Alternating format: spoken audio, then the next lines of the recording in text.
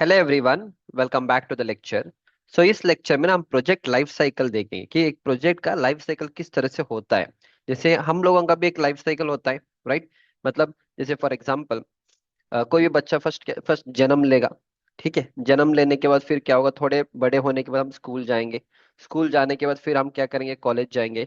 फिर कॉलेज जाने के बाद फिर हमें एक जॉब मिलेगा। ओके। कॉलेज के बाद ग्रेजुएशन होगा, फिर एक जॉब मिलेगा। जॉब 3 4 5 साल करने के बाद आपका शादी होगा। फिर आपके बच्चे होंगे। After some time again you work, then फिर आप क्या करोगे, आप रिटायर्ड हो जाओगे and then finally is your death. This is a normal life cycle of a human being. In the same way, जब आप कोई भी नॉट ओनली कंस्ट्रक्शन प्रोजेक्ट, आप कुछ भी करो in I mean related to the project management, उसका भी एक लाइफ साइकिल रहेगा। Will try to see that life cycle. तो लाइफ साइकिल कुछ इस तरह से रहेगा। फर्स्ट आपका रहेगा प्रोजेक्ट डेफिनेशन, मैं एक्सप्लेन करूंगा एक एक करके, बस इतना याद रखना। ये टोटल 6 स्टेजेस है। ठीक है। फर्स्ट होता है आपका प्रोजेक्ट डेफिनेशन। ठीक है। फिर होता है आपका प्रोजेक्ट इनिशिएशन। फिर होता है आपका प्रोजेक्ट का प्लानिंग करना। फिर होगा आपका प्रोजेक्ट का एग्जीक्यूशन करना। फिर होगा आपका प्रोजेक्ट मॉनिटरिंग एंड कंट्रोल। फिर होता है प्रोजेक्ट क्लोजर। ये आपका टोटल 6 स्टेजेस है। कुछ लोग इसको 5 स्टेजेस में भी किया जाता है। It's anything is fine. कुछ लोग यहाँ पे प्रोजेक्ट इनिशिएशन और प्लानिंग को एक ही जगह पे डाल देते हैं, but you can follow this. ये आपका 6 stages of the project cycle होता है ना। Will see that one by one. तो प्रोजेक्ट डेफिनेशन का मतलब क्या है? What is the definition of a project? What is project definition? For example let us से मेरे पास एक एक लैंड है। तो मुझे ना, मैंने सोचा कि वहां पे मैं घर का कंस्ट्रक्शन करूंगा। So I am the owner, right. तो मैंने वहां पे एक डिसीजन लिया। तो that is called as a project definition. और लेट अस से एक स्कूल है जहाँ पे 1 to 7 स्टैंडर्ड है। ठीक है। पर जो कॉलेज का मैनेजमेंट है, उन्होंने सोचा कि 1 to 7 तो है हमारे पास, 8th 9th और 10th तो नहीं है। तो हम अगले साल से या 2 साल के बाद हम 8th 9th 10th का भी हम एडमिशन लेंगे, पर उसके लिए हमें बिल्डिंग चाहिए। तो क्या होगा, प्रोजेक्ट जो मैनेजमेंट वाले लोग हैं, उन्होंने एक सोच सोच रखा कि हाँ, हम एक प्लान करेंगे, एक स्कूल का प्लानिंग करेंगे, 8th 9th 10th एडमिशन्स लेने के लिए हमें एक बिल्डिंग चाहिए। तो we have to do the planning for that. तो ये होता है प्रोजेक्ट डेफिनेशन। जो ओनर होता है ना, वो डेफिनेशन लेता है। Not only project, for example not only project, late us से आपको ना, लेट अस से, हाँ लेट अस से आपको कुछ सीखना था। ठीक है, लेट से आपको एक बीबीएस का कोर्स सीखना था। ठीक है। तो बीबीएस का कोर्स सीखना जो है, वो आपका रिक्वायरमेंट है, तो आपका वो प्रोजेक्ट डेफिनेशन बन गया है। नॉट ओनली दैट, लेट से आपको कुछ खरीदना है मार्केट में जाके। लेट अस से आपको कुछ, लेट से क्रिकेट का बैट खरीदना, अब क्रिकेट का बैट खरीदना है, जो सोच आया था, that itself is called the project definition. ठीक है, fine. Next is project initiation. Initiation में क्या होगा, आपके जो अभी जो सोच तो आया था कि स्कूल बिल्डिंग बनाएंगे, तो आपने सोच लिया कि स्कूल का बिल्डिंग बनाएंगे, पर बनाएगा कौन, उसके लिए आपको प्लान बनाना पड़ेगा, राइट। फिर उस प्लान के लिए फिर आपको स्ट्रक्चर डिजाइनिंग करना पड़ेगा। फिर उसी में आपको मैकेनिकल इलेक्ट्रिकल प्लम्बिंग के ड्राइंग्स बनाने पड़ेंगे, राइट। तो ये सारे चीज क्या होगा, प्रोजेक्ट इनिशिएशन में आपका टेक्निकल लोग आएंगे यहाँ पे, दैट इज स्ट्रक्चरल आर्किटेक्ट्स। जो भी लोग, वो लोग यहाँ पे आएंगे। That is called as project को आपने इनिशिएट किया। फर्स्ट आपने डिफाइन किया कि ये वाला स्कूल बिल्डिंग बनाना है, या मान लो आपको एक क्या क्रिकेट बैट लेना है। ये सारे प्रोजेक्ट डेफिनेशन है। इनिशिएशन में आपके जो भी लोग हैं, वो लोग आएंगे। ओके, जैसे प्रोजेक्ट में, अपने कंस्ट्रक्शन प्रोजेक्ट में स्ट्रक्चर इंजीनियर्स आर्किटेक्ट्स लोग आएंगे। अगर आपके जो स्कूल का ये जो बैट आपको लेना था, उसमें क्या होगा, आप सोचोगे कौन से ब्रांड का बैट आपको लेना है, right. So that that will come in the project initiation. Next is project planning. Project planning में हम क्या करेंगे, हम प्लान करेंगे अगर ये प्रोजेक्ट बनाना है तो इसमें कितना कॉस्ट लगेगा, इसमें कितना टाइम लगेगा, इसमें अपना स्कोप ऑफ द प्रोजेक्ट क्या रहेगा। तो यहाँ पे हम प्रोजेक्ट प्लानिंग में वो सारे चीज हम प्लानिंग करेंगे, कितना रिसोर्स लगने वाला है। All those things we do in the project planning. ठीक है, फाइन। नेक्स्ट आएगा आपका प्रोजेक्ट एग्जीक्यूशन। प्लान बना लिया, सब कुछ बना लिया। प्लान में क्या क्या करोगे, फर्स्ट आप पूरा देखोगे। ठीक है। अब फर्स्ट आप पूरा देखोगे, इस प्रोजेक्ट को करने के लिए कितना साल लगेगा, लेटे से 1 साल लगेगा या 2 साल लगेगा। ठीक है। फिर अगले 3 महीने में क्या करोगे, 6 महीने में क्या, ये पूरा हम प्लानिंग स्टेज में करेंगे। ठीक है। एक बार आपने प्लान बनाया, सब कुछ बनाया, अब क्या करेंगे, will start with the execution phase. Execution आप क्या करोगे, कोई भी आपका जो कॉन्ट्रैक्टर है, अगर बड़े प्रोजेक्ट है तो we bid a tender and all. छोटे मोटे घर का प्रोजेक्ट एंड ऑल, आप किसी भी जान आपके जो पहचान वाला कॉन्ट्रैक्टर, आप उसको दोगे and he will start with execution. Execution वो स्टार्ट करेगा। क्या एग्जीक्यूशन स्टार्ट करने के बाद काम खत्म है? नहीं।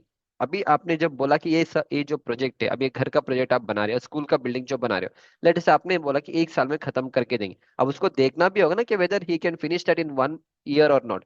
तो नेक्स्ट हमारा आएगा project monitoring and control. This is very important. मतलब अगर एक साल में कब खत्म करना है तो आपने प्लानिंग किया होगा ना कि अगले 3 महीने तक हम सब स्ट्रक्चर करेंगे, 6 महीने तक पूरा सब सब सुपर स्ट्रक्चर हो जाएगा, उसके अगले 6 महीने में पूरा इंटीरियर का काम हैंड ओवर, फिर 6 महीने में होगा।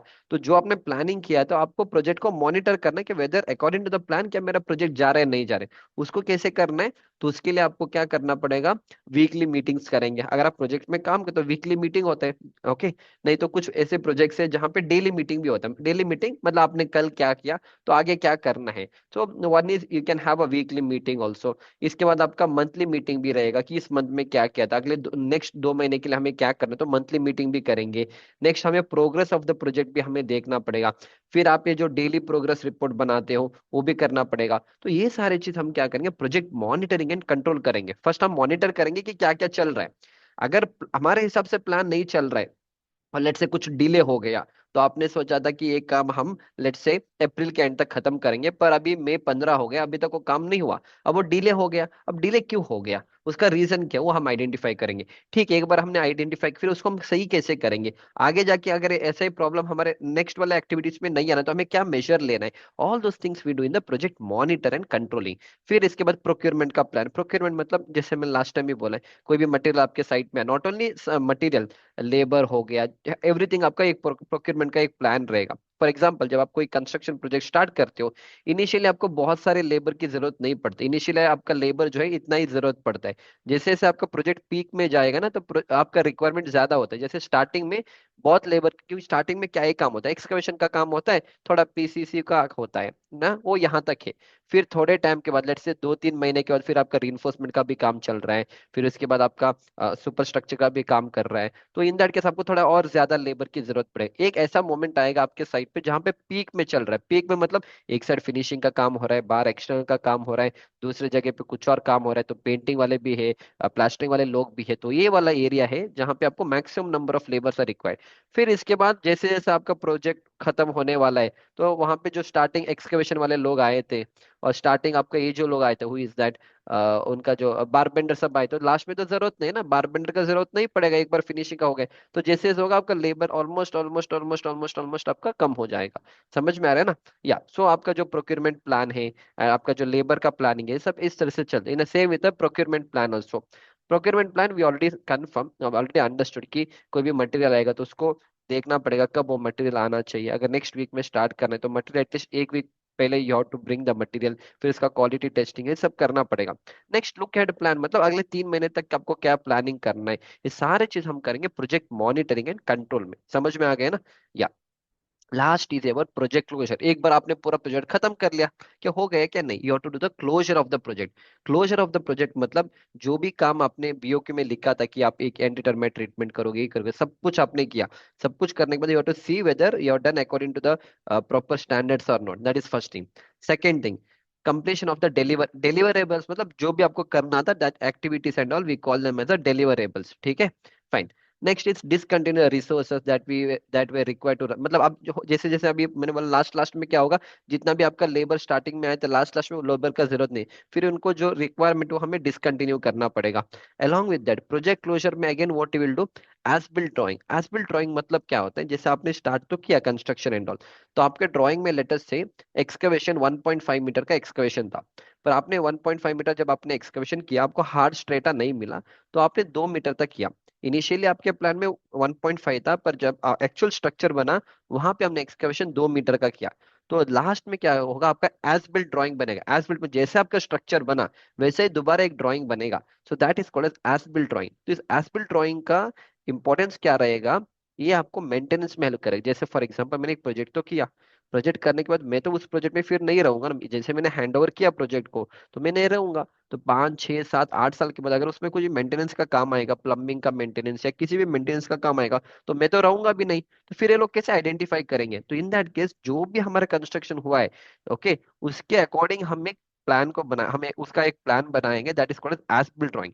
तो 5 6 साल के बाद अगर मान लो कोई प्लम्बिंग लाइन में कुछ ब्रेकआउट हो गया, मान लो उसमें कुछ लीकेज हो गया, कुछ भी हो जाएगा, तो एज बिल्ट ड्राइंग में हम देखेंगे कि प्लम्बिंग के पाइप कहाँ पे जा रहे हैं। तो जो लोग मेंटेनेंस में आने वाले हैं ना, उनको पता चलेगा इस ड्राइंग को देख के कि हाँ यहाँ पे इन्होंने पाइप लगाए। तो दैट विल हेल्प देम। तो प्रोजेक्ट क्लोजर में आपको ये सारी चीज करना पड़ेगा, as built drawing. Next is starting, जब आप काम करोगे तो आप मंथली बिल बनाओगे, first month bill, second month bill, third month, इस तरह से आप मंथली बिलिंग बनाओगे। तो लास्ट में आपको फाइनल बिल बनाना पड़ेगा। फाइनल बिल बनाने के बाद जब कॉन्ट्रैक्टर को आप पूरा पैसा दोगे, तभी जाके कॉन्ट्रैक्टर बोलेगा ना कि हाँ, इस प्रोजेक्ट में जो भी मैंने काम किया सारे पैसा मुझे मिला है। तो मान लो आपने उसको पैसा दिया ही नहीं, तो फिर वो भाग के जाएगा, तो फिर अगेन आपने क्या किया, प्रोजेक्ट को क्लोजर ही नहीं किया, उसने आधा काम करके भाग के चला गया। Again that should not happen. तो फाइनल बिल भी आएगा। फिर आते हैं एक रिटेंशन मनी। रिटेंशन मनी मतलब जब आप पूरे प्रोजेक्ट करके जाओगे ना, कॉन्ट्रैक्टर का कुछ पैसा हम अपने पास रखेंगे। अगर मैंने प्रोजेक्ट को उसको हैंड ओवर भी कर दिया, तो उसका कुछ मनी हमारे पास रहेगा, ताकि अगर उसका मनी हम रखेंगे नहीं अपने पास, तो जब अब उसका कुछ मेंटेनेंस का वर्क आएगा वो कभी आएगा ही नहीं, राइट। तो वो रिटेंशन मनी। फिर हमने गवर्नमेंट के पास बहुत सारे परमिशन लिया होगा, एनवायरमेंटल परमिशन लिया होगा, इलेक्ट्रिकल का परमिशन लिया, बहुत सारे परमिशन हम लेते हैं स्टार्टिंग स्टार्टिंग होने के बाद। अगर आपको टेम्पररी इलेक्ट्रिकल का ये चाहिए, टेम्पररी अगर आपको इलेक्ट्रिसिटी चाहिए, उसका परमिशन लेना पड़ेगा।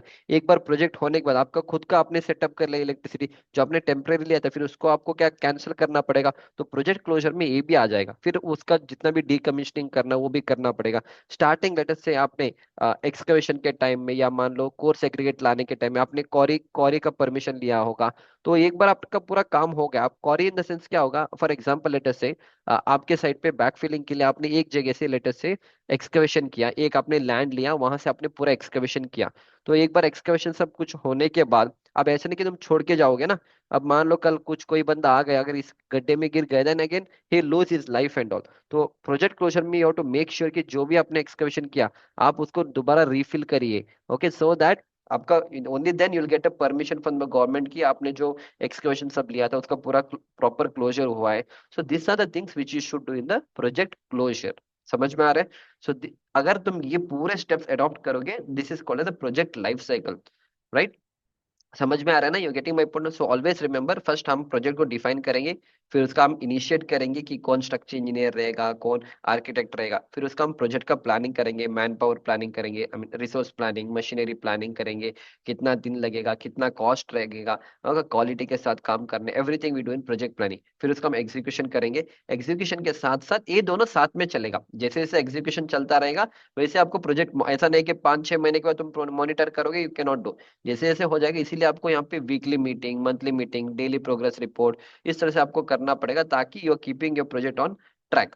फिर लास्ट एक बार पूरा खत्म होने के बाद प्रोजेक्ट क्लोजर में इवन आपका पूरा फाइनल चेक, फाइनल इंस्पेक्शन भी आ जाएगा इसमें, कि जो भी आपके ड्राइंग्स में है whether same has been done और नॉट। अगर वहाँ पे कुछ रेक्टिफिकेशन है तो आपको रेक्टिफिकेशन भी करना पड़ेगा। एंड द सेम वे कुछ ये चीज होते हैं, जैसे okay any decommissioning. And decommissioning मतलब जो भी आपने, फॉर एग्जांपल लेट्स से स्टार्टिंग में आपने साइट ऑफिस बनाया था, राइट। आपके ये वाला ऑफिस वाले लोगों को काम करने के लिए साइट ऑफिस बनाया था। तो जब पूरा प्रोजेक्ट खत्म होगा, आपको साइट ऑफिस भी निकाल के डेमो या उसको डेमोलेशन करो, अगर वो नॉर्मल कुछ इसमें से बनाया होगा। नहीं तो अगर नॉर्मल वो शेड से बनाया होगा, you have to take back the shed, you to remove it, उस लैंड को प्रॉपर करके देना पड़ेगा। रीबार यार्ड जो आपने बनाया था उसको भी खाली करके देना पड़ेगा। तो ये सारा आपके प्रोजेक्ट क्लोजर में आ जाएगा, ठीक है। So this is how it is, right. So इसका बेस्ट एग्जांपल, इमेजिन कि आपको, again I take the same example, आपको एक जगह से दूसरे जगह जाना है, लेट अस से। ओके, ओके, आपने ओला लिया। तो फर्स्ट ओला क्यों लिया? फर्स्ट आपने, okay I will start like this. Okay, for example let's say आपको एक जगह, let's say again I take a small place, let's say मेरे को दिल्ली से, लेट्स से दिल्ली से मेरे को जम्मू जाना है, ठीक है, फाइन। अब दिल्ली से जम्मू जाना है, वो आया क्यों? वो एक प्रोजेक्ट डेफिनेशन है, क्यों मैं भी आपके रिश्तेदार कोई है जम्मू में, या मान लो आपके फ्रेंड्स ने प्लान किया कि हम जम्मू जाएंगे। So what is that, going to Jammu from Delhi to Jammu itself is a project definition, fine. Next initiation करेंगे। अब इनिशिएशन कैसे करो? आप प्लान करोगे, क्या मेरे को बाइक से जाना है, या मेरे को कार से जाना है, या मेरे को कैब लेना है। So again you, that is called as project initiation. आप प्लान करोगे कि आपको किस व्हीकल में जाना है। फिर उसके बाद थर्ड इज प्रोजेक्ट प्लानिंग। अब एक बार आपने डिसाइड किया, नहीं हम लेट्स से ओला कैब, ये वाला छोड़ दो, ओला लेके जे नहीं जाओगे, मैंने सिर्फ एग्जांपल के लिए लिखा था, forget about Ola cab. Let's say आपने कहा कि नहीं हम खुद से कार, एक रेंट कार लेके जाएंगे, ठीक है। फिर आप क्या करोगे? प्लानिंग करोगे। आप प्लानिंग क्या करोगे? दिल्ली से अगर जम्मू कौन से रास्ते से जाना पड़ेगा, ओके, कितना टाइम लगेगा, वो खाने के लिए कहाँ पे रुकेंगे, ऑल दिस आप प्लान करके प्रोजेक्ट प्लानिंग में, ठीक है। एक बार प्लानिंग करेंगे, फिर आपने स्टार्ट किया अपना ट्रिप, दिल्ली से आपने स्टार्ट किया, आपने टाइम बोला कि सुबह 6 बजे को निकलेंगे, वॉट एवर इट में भी। तो आपने प्रोजेक्ट का एग्जीक्यूशन किया, ठीक है। जैसे आपने एग्जीक्यूशन किया, तो अभी आपको उसका मॉनिटर भी करना। मॉनिटर मतलब लेट्स से आपको अभी जगह पता नहीं, आपने गूगल मैप लगा के आप जा रहे हो, तो गूगल मैप से आप देखोगे whether you are going in the same road और नॉट। ओके, जो भी आपने बोला कि हाँ, जब मैंने प्लान किया था कि मैंने दिल्ली को, आई डोंट नो कितना टाइम लगेगा, लेट्स से दिल्ली से जम्मू जाने के लिए, आई डोंट नो स्टिल, चलो एक बार देख ही लेंगे। Delhi to, Delhi to Jammu distance कितना टाइम लगता है, चलो 10-11 घंटे लगेगा, लेट्स से आपने प्लान किया कि 12 घंटे लगेगा। Now well project monitoring control में आप देखोगे whether with the same speed with you are going, let's say 60, 80 या 100 किलोमीटर स्पीड के हिसाब से आप 11 घंटे में पहुंचोगे नहीं पहुंचोगे। अगर मान लो आप थोड़ा डिले हो रहे हो, आपको लग रहा नहीं नहीं अभी इतना स्लो जाएंगे तो हम 12 घंटे में नहीं नहीं जा सकते, तो आप अपना स्पीड को इंक्रीज करोगे। राइट, समझ में आ रहा है ना? तो ये सारे आप प्रोजेक्ट मॉनिटरिंग कंट्रोल करोगे। एक बार होने के बाद जैसे आप जम्मू पहुंच गए, आपको क्या करने का, प्रोजेक्ट क्लोजर। प्रोजेक्ट क्लोजर मतलब लेट्स से वो जो रेंटेड गाड़ी आपने लिया था उसका जो भी पेमेंट करना था, उसने बोला कि इतना इतना पैसा लूंगा, तो जो पैसा उसको देना था वो सर पैसा आप दोगे, तो देन फिर आप उस ट्रिप को एंड करोगे। समझ में आ रहा है ना? सो अगेन दिस इज, ये जो आपने काम किया है, इट इज आई मीन ये जो प्रोजेक्ट लाइफ साइकिल है, it's not only about the construction project, even day to day life also whatever you do, ये सारी चीज हम करेंगे ही करेंगे। समझ में आ रहा है ना? So this was all about the project life cycle. In the next lecture, we'll speak about the stakeholder types of stakeholders. So I'll see you back in the next lecture. Thank you.